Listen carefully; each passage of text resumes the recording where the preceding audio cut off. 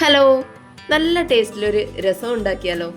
കടയിൽ നിന്ന് വാങ്ങുന്ന പാക്കറ്റ് മിക്സ് എല്ലാം ഉപയോഗിച്ചിട്ട് രസം ഉണ്ടാക്കുന്നവർ ഇതുപോലെ എന്തായാലും ഒന്ന് ഉണ്ടാക്കി നോക്കണേ.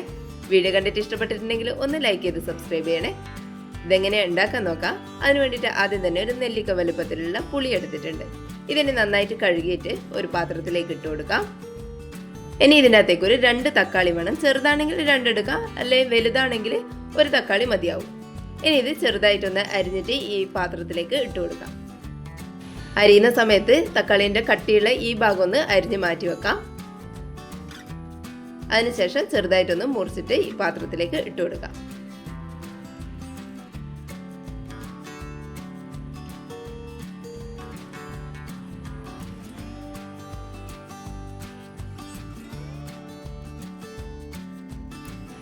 ഇനി ഇതിൻ്റെ അകത്തേക്ക് കുറച്ച് കറിവേപ്പില ഇട്ട് കൊടുക്കാം.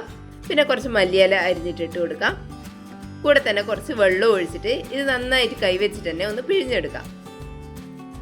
തക്കാളിയെല്ലാം നന്നായിട്ട് ഉടഞ്ഞിട്ട് വരണം. പഴുത്ത തക്കാളി എടുക്കുന്നതെങ്കിൽ പെട്ടെന്ന് ഇതുപോലെ ചെയ്തെടുക്കാൻ പറ്റും. കൈകൊണ്ട് തന്നെ എല്ലാം നന്നായിട്ടൊന്ന് ഉടച്ചെടുക്കാം. ഇനി ഇതിലേക്ക് 1 കപ്പ് വെള്ളം കൂടി ഒഴിച്ചു കൊടുക്കാം. ഇനി ഇതിൻ്റെ അകത്തേക്ക് ഒരു 1/2 ടീസ്പൂൺ ഉപ്പിട്ട് കൊടുക്കാം. കൂടെ തന്നെ ഒരു 1/4 ടീസ്പൂൺ മഞ്ഞൾപ്പൊടി കൂടി ഇട്ട് കൊടുക്കാം. ഇനി ഇതെല്ലാം കൂടി നന്നായിട്ടൊന്ന് മിക്സ് ചെയ്തെടുക്കാം.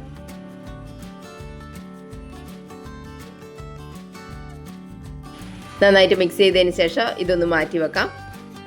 ഇനി ഒരു കടായി ഒന്ന് ചൂടായിട്ട് വരുമ്പോൾ അതിലേക്ക് 1 ടീസ്പൂൺ മുഴുവനായിട്ടുള്ള മല്ലി ഇട്ട് കൊടുക്കാം.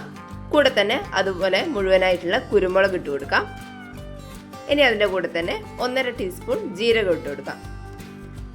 ഇനി ഇതിൻ്റെ അകത്തേക്ക് കുറച്ച് ഉലുവ ഇട്ട് കൊടുക്കുക. അത് സ്പൂണിൻ്റെ അളവൊന്നും കണക്കാക്കേണ്ട ആവശ്യമില്ല. ഒരു 10-12 ഉലുവ ഇട്ട് കൊടുക്കാം. അതിൻ്റെ കൂടെ തന്നെ ഒരു വറ്റൽമുളക് ഇട്ടിട്ട് നന്നായിട്ടൊന്ന് റോസ്റ്റ് ചെയ്തിട്ട് എടുക്കാം. ലോ ഫ്ലെയിമിൽ വെച്ചിട്ട് വേണം ഇതൊന്ന് റോസ്റ്റ് ചെയ്തിട്ട് എടുക്കാൻ വേണ്ടിയിട്ട്. നന്നായിട്ട് ചൂടായി കഴിഞ്ഞാൽ ഇതൊരു മിക്സിൻ്റെ ജാറിലേക്ക് ഇട്ട് കൊടുക്കാം. ഇനി ഇതൊന്ന് ക്രഷ് ചെയ്തിട്ട് എടുക്കാം. അധികം പൊടിഞ്ഞു പോകരുത്, ചെറിയ തരിതരിപ്പായിട്ടൊന്ന് പൊടിച്ചെടുക്കാം. ഇതുപോലെ വേണം പൊടിച്ചെടുക്കാൻ വേണ്ടിയിട്ട്. ഇനി ഇതിനകത്തേക്ക് ഒരു 10 അല്ലി വെളുത്തുള്ളി ഇട്ട് കൊടുക്കാം. ഇനി ഇതൊന്നും കൂടി ഒന്ന് പൊടിച്ചെടുക്കാം. ഇതുപോലെ അധികം പൊടിഞ്ഞു പോകാത്ത രീതിയിൽ വെളുത്തുള്ളി കൂടി ഒന്ന് പൊടിച്ചെടുക്കാം. ഇനി നമ്മൾ കടായി ഒന്ന് ചൂടായിട്ട് വരുമ്പോൾ അതിനകത്തേക്ക് കുറച്ച് വെളിച്ചെണ്ണ ഒഴിച്ചു കൊടുക്കാം. വെളിച്ചെണ്ണ ചൂടായിട്ട് വരുമ്പോൾ കുറച്ച് കടുക് ഇട്ടിട്ടൊന്ന് പൊട്ടിച്ചെടുക്കാം.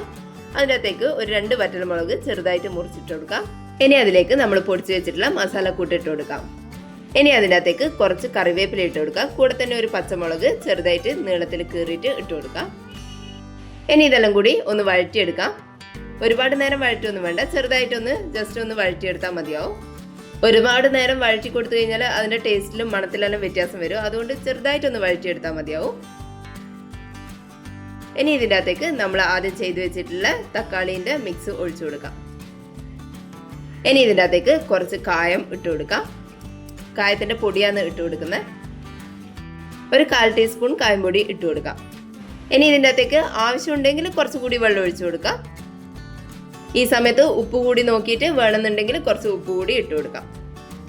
ഇനി ഇതൊന്ന് ലോ ഫ്ലെയിമിൽ വെച്ചിട്ട് തിളപ്പിച്ചെടുക്കാം. ഫ്ലെയിം ഒട്ടും കൂട്ടി വെക്കരുത്, ലോ ഫ്ലെയിമിൽ വെച്ചിട്ട് വേണം ഇത് തിളപ്പിച്ചെടുക്കാൻ വേണ്ടിയിട്ട്. കുറച്ച് സമയം എടുക്കും, എന്നാലും ലോ ഫ്ലെയിമിൽ വെച്ചിട്ട് തന്നെ ഇതൊന്ന് തിളപ്പിച്ചെടുക്കാം.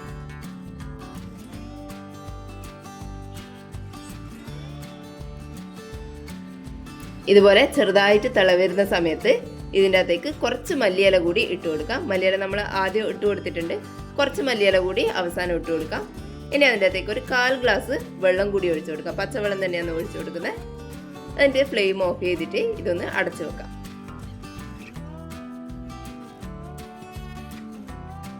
ഒരു 5 മിനിറ്റ് നേരം അടച്ചു വെച്ചാൽ മതിയാവും. നല്ല ടേസ്റ്റിലുള്ള രസം റെഡി ആയിട്ടുണ്ട്. ഇതിൻ്റെ മണം തന്നെ അത്രക്ക് സൂപ്പറാണ്, അത്ര തന്നെ ടേസ്റ്റും ഉണ്ട്. ഇത് മാത്രം മതി ചോറിനാൻ വേണ്ടിയിട്ട്. ഇനി കടയിൽ നിന്നുള്ള മസാലക്കൂട്ടൊന്നും വാങ്ങി രസം വെക്കാണ്ട് ഇതുപോലെ ഒന്ന് ഉണ്ടാക്കി നോക്കിക്കോ. എന്തായാലും ഇഷ്ടപ്പെടും. വീഡിയോ കണ്ടിട്ട് ഇഷ്ടപ്പെട്ടിട്ടുണ്ടെങ്കിൽ ഒന്ന് ലൈക്ക് ചെയ്ത് സബ്സ്ക്രൈബ് ചെയ്യണേ. താങ്ക്